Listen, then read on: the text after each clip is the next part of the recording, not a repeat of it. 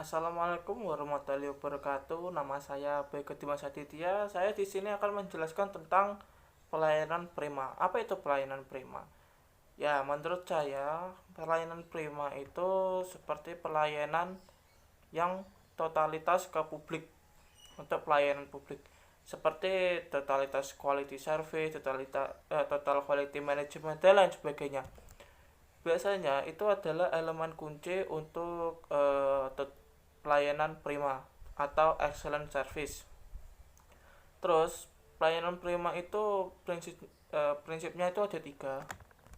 Prinsipnya itu ada tiga. Saya menyebutnya itu 3A, atau di materi-materi sebelumnya juga menyebutnya 3A.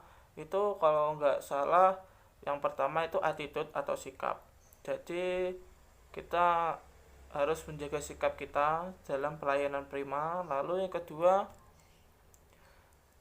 yang kedua itu ada action atau perhatian. Jadi kita harus perhatian kepada lawan bicara saat menjalankan pelayanan prima.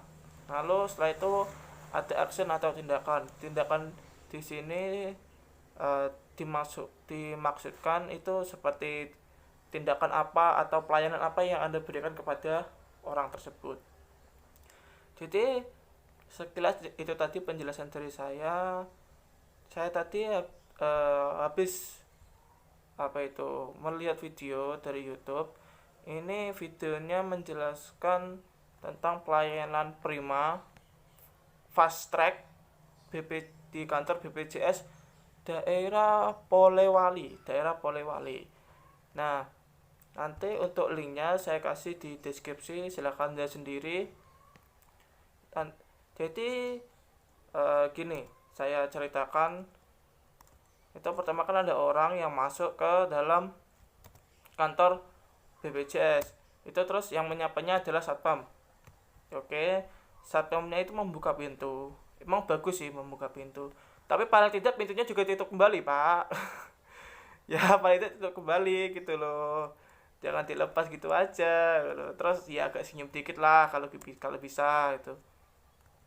Terus lalu kan satpamnya mengarahkan bapak yang masuk tadi itu untuk mengisi formulir pendaftaran untuk antri di kantor BPJS.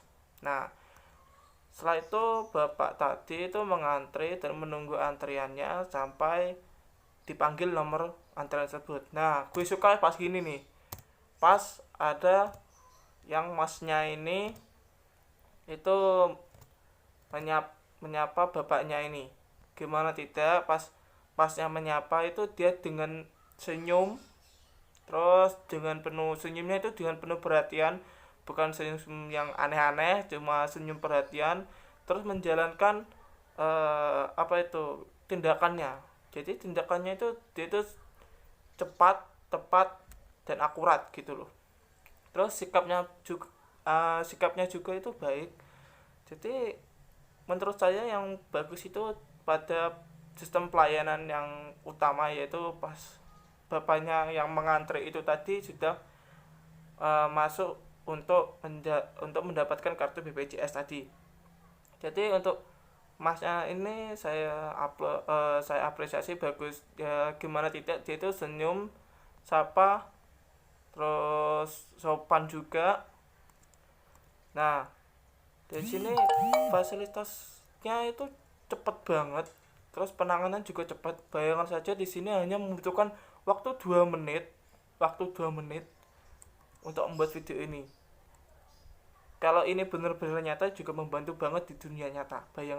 Maksudnya itu membantu banget di lapangan atau semua kantor BPJS lainnya. Cuma tidak, bayangkan cuma 2 menit untuk satu orang untuk mendapatkan kartu BPJS, atau malah 2 menit untuk melayani satu orang. Bayangkan itu. Dan saya tahu itu kantor BPJS itu pasti rame, ya kan. Nah, lalu sepertinya cukup cuma itu sih. Soalnya kan soalnya di sini kekurangannya nggak banyak. Kalau menurut saya kekurangannya nggak banyak, terus pelayanan juga baik, juga menjelaskan tentang BPJS Mobile juga. Jadi untuk video dari role playnya apa itu kantor BPJS daerah Polewali menurut saya bagus. Terus pelayanannya juga bagus. Saya penasaran kok ini kantornya kok sepi. Mungkin hari Sabtu ini paling membuatnya ini. Soalnya nggak mungkin kalau nggak hari Sabtu. Sehari Senin sampai hari Jumat itu pasti rame. Saya yakin. Itu pasti membuatnya hari Sabtu pas sepi atau hari Minggu pas gak ada orang. Jadi menurut saya cukup ya cuma itu aja. Ya terus apalagi ya. Nah, jadi tujuan dari pelayanan Prima itu yang pertama itu berfokus pada pelanggan. Terus yang kedua keterlibatan pegawai secara menyeluruh. Jadi semua pegawai itu terlibat. Jadi nggak saling melempar-lempar pelanggan gitu. Terus yang ketiga adalah sistem pengukuran seperti menyusun standar proses atau produk jasa yang diberikan atau barang. Terus ada seperti perbaikan kesinambungan. Itu memandang bahwa semua pekerjaan itu sebagai suatu proses. Nah, itu menurut saya atau menurut materi yang saya yakini. Oke. Terus dari para ahli itu seperti Vincent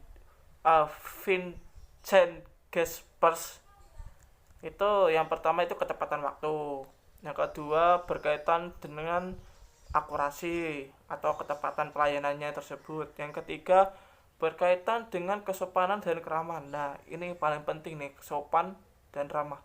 Kalau nggak sopan sama ramah pasti nggak laku. Terus yang keempat tindakan pelayanan berkaitan dengan tanggung jawab.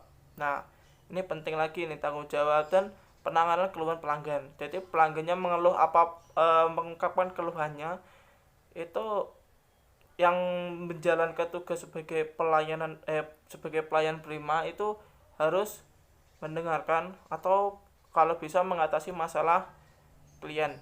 Nah yang kelima itu pelayanan berkaitan dengan sedikit atau banyaknya petugas yang melayani serta fasilitas pendukung lainnya seperti komputer, terus alat-alat yang lain.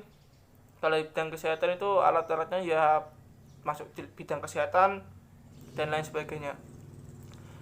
Terus yang ketujuh itu pelayanan kualitas pelayanan berhubungan dengan kondisi lingkungan. Jadi lingkungan pelayanan itu harus bersih, nyaman, terus enak dipandang. Ya kalau bisa sih ada fasilitas musik, AC, terus alat komunikasi dan lain-lain. Dan biasanya itu ada ruang tunggu, itu biasanya dikasih kursi-kursi yang bersih gitu. Ya demikian, sepertinya cuma itu yang saya berikan. Ada satu lagi nih. Menurut Dr. William Edward itu ada beberapa komponen utama menurut Dr. William Edward. Yang pertama itu plan atau perencanaan. Nah, jadi sebelum menjalankan pelayanan publik itu yang pertama itu harus direncanakan dulu. Langkah pertamanya apa, terus langkah keduanya apa, ketiganya apa, dan lain sebagainya. Lalu apabila perencanaannya sudah matang, itu langsung menuju ke atau pelaksanaan.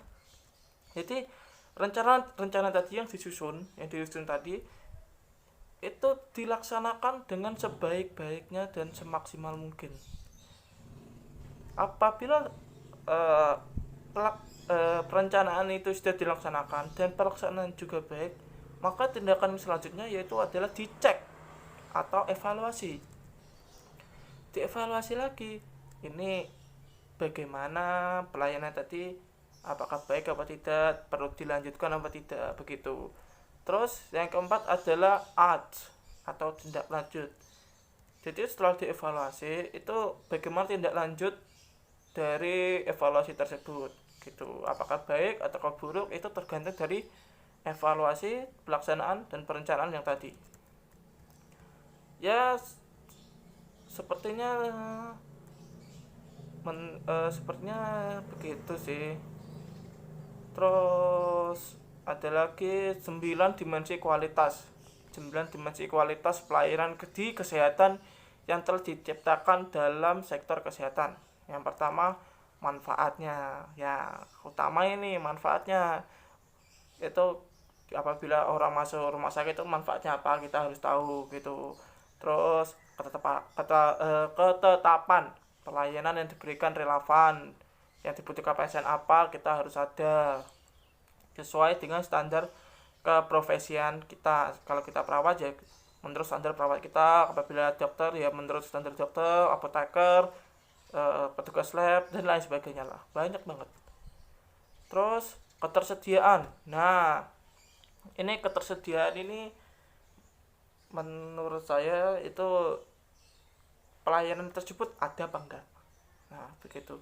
Contohnya kalau ada orang yang ingin uh, cuci darah. Kalau cuci darah kan harus ke HD. Kalau di puskesmas kan nggak ada. Itu kemungkinan besar itu orang akan masuk ke rumah sakit untuk cuci darah.